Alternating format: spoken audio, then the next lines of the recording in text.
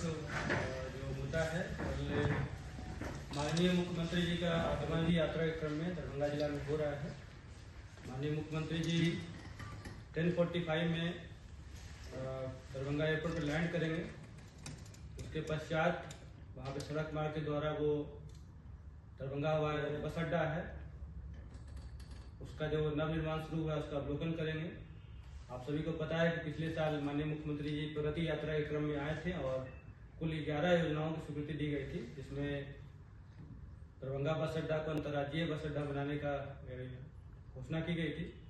उसी क्रम में 77 करोड़ का योजना सैंक्शन हुआ था नगर विकास आवास विभाग के द्वारा और उसकी कार्य प्रारंभ शुरू हो गई है, उसी का अवलोकन होगा।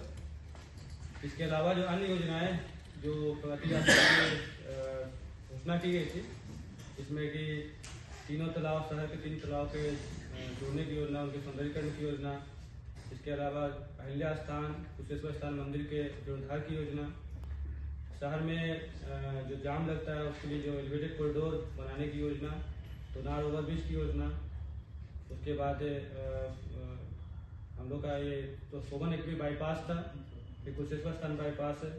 इन सभी योजनाओं का मॉडल वहाँ पर रखा जाएगा, उसका अवलोकन करेंगे और सभी के कार्य प्रारंभ हो गई है।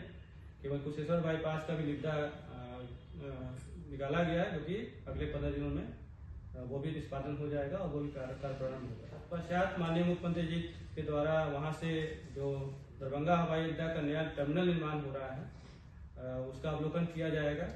आप सबको बता दें कि दरभंगा हवाई अड्डा को अंतर्राष्ट्रीय हवाई अड्डा बनाने का संकल्प लिया गया है। तो रनवे एक्सटेंशन जो अभी वर्तमान में 3 किलोमीटर है, उसको बढ़ा के 4 किलोमीटर किया जाएगा। उसके लिए 90 एकड़ जमीन अधिग्रहण हम लोग कर रहे हैं। उसकी कुल लागत 290 करोड़ रुपया है और जमीन उसका अधिग्रहण की कार्रवाई पूरी हो चुकी है और किसानों को, जो रैयतों को मुआवजे का भुगतान किया जा रहा है। और जो नया टर्मिनल निर्माण होगा, आप जानते हैं कि अभी दरभंगा हवाई अड्डा पे नाइट लैंडिंग की फैसिलिटी नहीं है और कैट 2 लाइटिंग इंस्टॉल हो रहा है वहाँ पे और मार्च 2026 तक नाइट लैंडिंग भी प्रारंभ हो जाएगा, जिस कारण से वहाँ पे अभी जो सीमित समय में विमान का परिचालन होता है छोटे विमान का, उसमें बढ़ोतरी होगी और वहाँ पे जो पैसेंजर्स आएंगे उनकी संख्या भी बढ़ेगी। उसी क्रम में अभी जो टर्मिनल है काफ़ी छोटा है, करीब 3000 स्क्वायर फीट में है। जो नया टर्मिनल बन रहा है करीब 60,000 स्क्वायर फीट में रहेगा और बेहतर फैसिलिटी के साथ, वर्ल्ड क्लास फैसिलिटीज के साथ वहाँ पर रहेगा। तो पैसेंजर्स की संख्या जब बढ़ेगी तो उनको वहाँ पे अच्छा सहूलियत मिलेगा, अच्छा सुविधा मिलेगी। आपको हम बताते हुए हर्ष हो रहा है, मुझे हर्ष हो रहा है कि जो NH-27 के बगल में नया टर्मिनल बन रहा है और NH से लेकर टर्मिनल की कनेक्टिविटी की बात अभी पाइपलाइन में था, जिसे एक ट्रम्पेट इंटरचेंज के माध्यम से NHAI के द्वारा बनाया जाएगा, टर्मिनल को जोड़ा जाएगा, जिससे NH-27 से डायरेक्टली टर्मिनल में घुसने के पैसेंजर चले जाएंगे, उन्हें कहीं भी रुकना नहीं पड़ेगा। ये योजना भी NHAI द्वारा टेकअप किया जा रहा है, ये भी योजना जल्द प्रारंभ होगी। तो टर्मिनल का अवलोकन माननीय मुख्यमंत्री जी के द्वारा किया जाएगा। उसके बाद जो बिहार का जो पहला एक्सप्रेसवे है, आमस दरभंगा एक्सप्रेसवे, जो बहुत तेज गति से बन रहा है, इसका जो एंड पॉइंट है आमस से शुरू होता है और एंड पॉइंट 27 पे दरभंगा में जुड़ेगा। तो उसके कैंप ऑफिस में वहाँ जाएंगे माननीय मुख्यमंत्री जी और उस योजना का निरीक्षण करेंगे।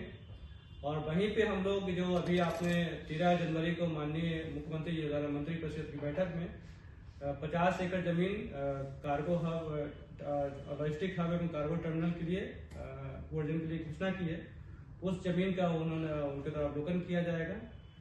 ये अवलोकन के बाद वो सड़क मार्ग के माध्यम से नागेंद्र झा स्टेडियम आएंगे। वहाँ पे कल्याणकारी योजनाओं के स्टॉल्स है, जिसका मुआयना उनके द्वारा किया जाएगा। तो वहाँ पे करीब 104 करोड़ की योजनाएं लागत से 50 योजनाओं का शिलान्यास और 32 करोड़ की लागत से 40 योजनाओं का उद्घाटन होगा और विभिन्न विभागों के स्टॉल्स का निरीक्षण होगा। हम लोग स्टॉल्स में जीविका, जो कि महिला सशक्तिकरण का एक ज्वलंत उदाहरण है, उसका स्टॉल्स लगाया जाएगा। मुख्यमंत्री रोजगार योजना के तहत जो लाभान्वित हुए हैं उनसे उनका स्टॉल्स रहेगा।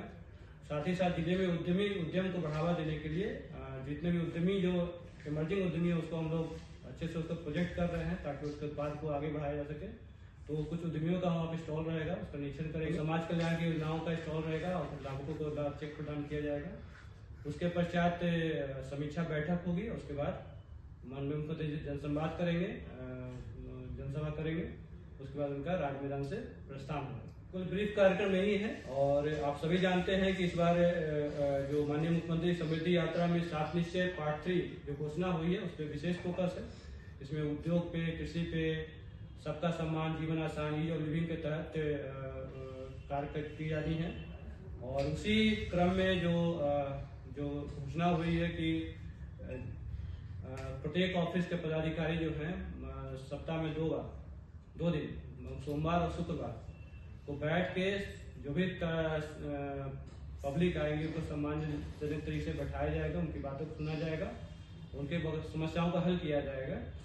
जिसका हल होगा ऑन द स्पॉट किया जाएगा, जिसका हल में कुछ समय लग सकता है उसके नियमानुसार कार्रवाई की जाएगी। इसका पोर्टल डेवलप हुआ है। एक आवेदक जो मंडे और फ्राइडे को हमारे ऑफिस में आएगा, हमारे ऑफिस में जिला के ऑफिस, अनुमंडल ऑफिस, प्रखंड, पंचायत, थाना सभी का अपना एक आईडी बना हुआ है। उस आईडी पे उसके आवेदन को डाला जाएगा और आवेदन को ट्रैक किया जाएगा। तो इंस्टेंट सोल्यूशन देने का इंस्टेंट दिया जाएगा। जैसे कभी कभी कुछ लाते हैं, कुछ लाभ तुरंत लाभ दे देते हैं, लेकिन कुछ में समय लगता है, उसको हम लोग ट्रैक करके लाभ दिलवाएंगे। तो ये जो 7 से पार्ट 3 का पार्ट जो है सबका सम्मान जीवन आसान के तहत शुरू किया गया है। वैसे तो हम लोग यहाँ पे सप्ताह में हर दिन जो भी आते हैं उससे मिलते हैं, लेकिन 2 दिन स्पेशली जो सिपाही दंडाधिकारी रहेंगे और हर जो भी प्लेसेस अभी डेन सर ने बताया वहाँ इंचार्ज डीएसपी रैंक ऑफिसर है। एयरपोर्ट हो गया, बस स्टैंड हो गए, फिर हमारा एयरपोर्ट टर्मिनल है और आमस दरभंगा का जो लास्ट पॉइंट है यहाँ पे जो स्टेडियम है, फिर राज मैदान है। हर जगह पे डीएसपी रैंक ऑफिसर इंचार्ज है और उनके अंडर में पर्याप्त संख्या में इंस्पेक्टर दिया गया है और सब इंस्पेक्टर्स हैं और सिपाही दिया गया है। और रूट लाइनिंग में हमारे जो डीएसपी ट्रैफिक है उनको प्रभारी है, एसएचओ ट्रैफिक है और हम लोग जहाँ जरूरत आवश्यकता अनुसार बैरिकेडिंग लगा रहे हैं, टॉपगेट लगा रहे हैं। और ट्रैफिक का तो प्लान तो हम तो कल ही दे दिए थे। ये हम इनकम टैक्स चौरा से जो आगे जाता है हमारे जो शामा रेजिडेंसी होते हुए गुमटी तक, उस रोड कल 3 घंटे के लिए बंद रहेगा। और हम लोग रिक्वेस्ट भी किए हैं और आपके माध्यम से, और अभी और एक बार रिक्वेस्ट करूँगा मैं कि जनता को कि अगर कोई दिल्ली मोड़ पर अगर जाना है तो कैदराबाद जो है बस स्टैंड वो वाला रोड पकड़ ले, या दूसरा जैसे गौसा घाट वाला है उसको पकड़ सकते। दोनार होते हुए तो नहीं हो पाएंगे, बट एकमी चौक को तो बाईपास है उसको यूज़ करें, ताकि कल जो है उसमें पब्लिक ज़्यादा आएंगे, बसेस आएंगे, गाड़ी आएंगे, तो सभी लोगों को प्रोग्राम का देखते हुए और ट्रैफिक प्लान बनाया गया है। एम्बुलेंस वगैरह जो है सर इसके लिए क्या जी एम्बुलेंस के लिए फ्री है, एम्बुलेंस के लिए रिस्ट्रिक्शन नहीं हो, तो पहले से ही